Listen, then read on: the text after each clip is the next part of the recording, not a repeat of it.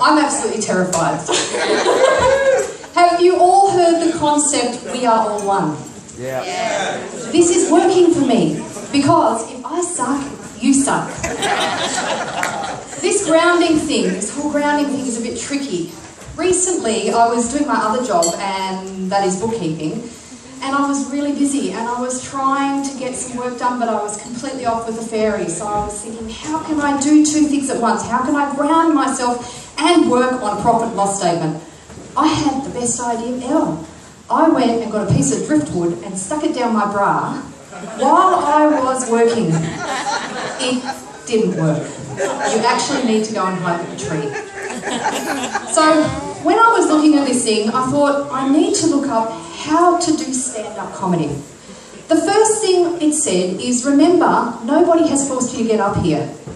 I beg to differ. Not many people have been told by angels that they need to go and do a stand-up comedy routine, but I have. So the second thing it said is you need to choose your audience wisely. To this end, I came to this venue last month and I did some reconnaissance. And I noted a couple of things. There was a number of the audience and staff who had dreadlocks.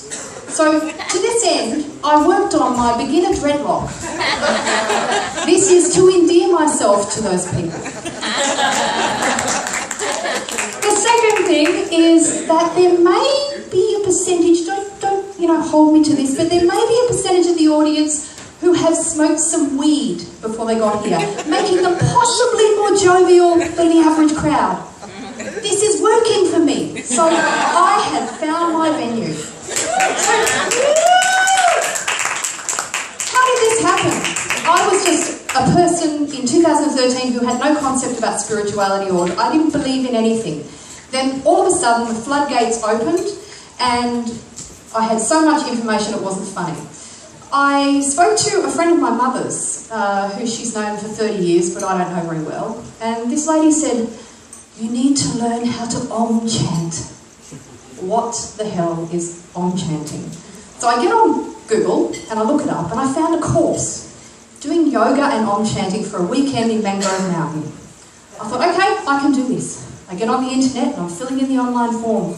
Name, address, phone number, spiritual name. What is that? Do I have one? Who do you call to get one? I didn't know, so I wrote no idea. Shortly afterwards, all the paperwork came back, dear, no idea.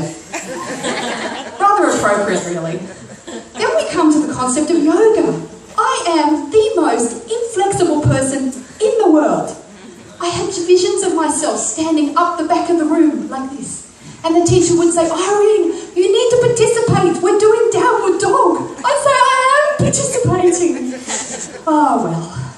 I've gone through this journey and I've looked at various sites. For a time, I thought that I might be an incarnated alien with a tail. Very, very confronting, all these things. A friend of mine said, no, you don't want to be that. They're the reptilians. They're evil. Oh, shit.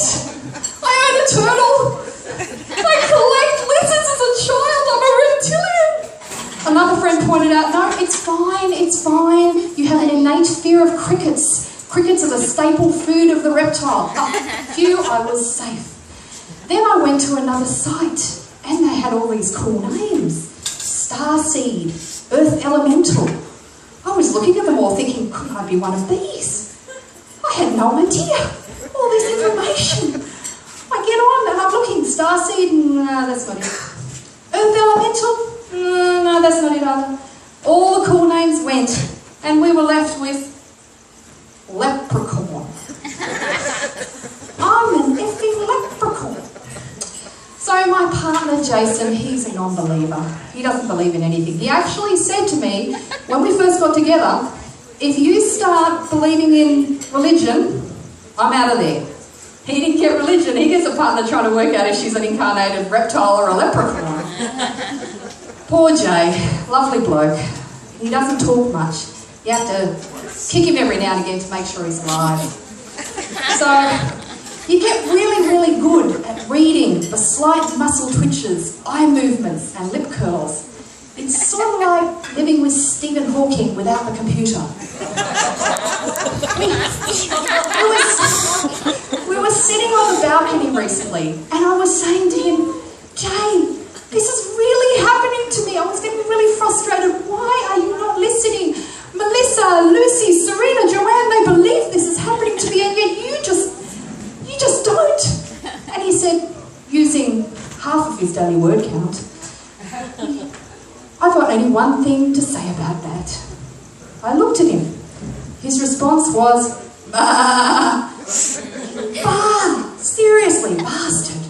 Then he said, using the balance of his word count, this is how cults are formed. Great, so now I'm a cult leader. We recently went to have a Chinese meal at a restaurant. After the beautiful meal, out comes the fortune cookies. It's really, really sad when you think you're going to get some major spiritual insight from a fortune cookie. Jason had one in his hands and he was about to crack it open, but I snatched it out of his hands. I knew it was mine. That was mine. My intuition was telling me that cookie was mine. He just looked at me. I cracked it open and it said, great things are ahead for you. I knew that one was mine.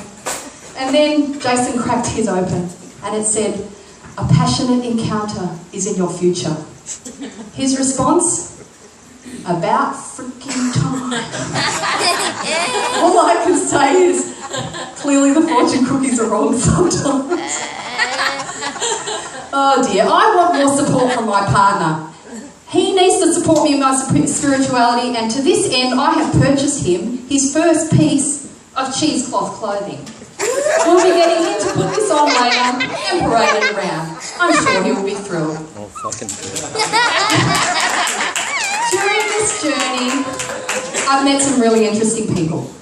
There was a lady who was in her 40s who said she's actually reverse aging because of spirituality, and now she's in her 20s. And she's actually turning to crystal. Who am I to judge? How can I say that's not true?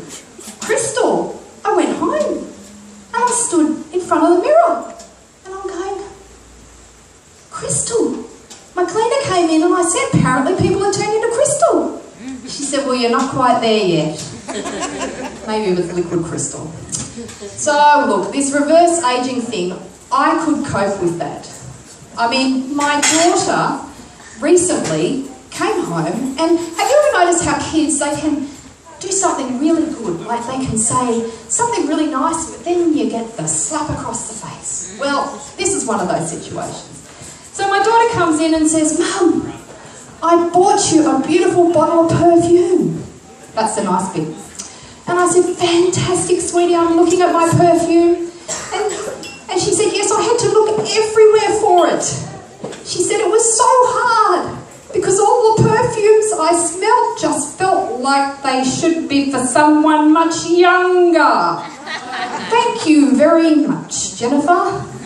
Look, I'm really lucky to have my family. I mean, my beautiful partner, my kids, absolutely brilliant. Can you imagine if I was on the RSVP circuit anymore? Handle, no idea. Age, 43, soon to be 20. Weight, above average, possibly turning to crystal. Description: possible incarnated alien or reptile or leprechaun seeking like-minded person for relationship.